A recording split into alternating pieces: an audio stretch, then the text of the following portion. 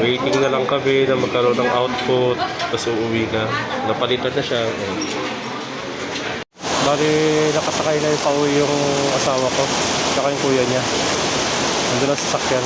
Pinalitan lang siya ng catheter kasi nahugot yung catheter niya. Habang nililinisan siya ng kuya niya, disgrasya na sumabit sa kahoy, nahugot. Eh pagdating namin dito, sabi ng mga doktor, ilang oras din daw pala yung tinakbo kasi 10:30 nahugot. Natingnan siya ngayon ng mga alauna. Dapat pala pag mga ganong case, tinatakbo na kagad kasi mabilis lang daw maghilom yung sugat nun. Ngayon pag naghilom siya, operahan siya ulit kasi bubutas ng panibago. Pero kanina nagawa ng doktor, medyo nasaktan lang ng gusto yung asawa ko kasi maliit na lang yung daluyan pero ipinilit na ipinasok yung catheter.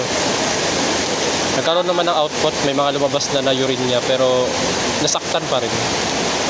Nakasakay na sila pa uwi. Bali ako, naiwan dito kasi nakamotor ako, maulan. Oh, lakas. Antayin natin tumila tapos uwi na ako. Ingat sa akin, ingat sa inyo mga bak.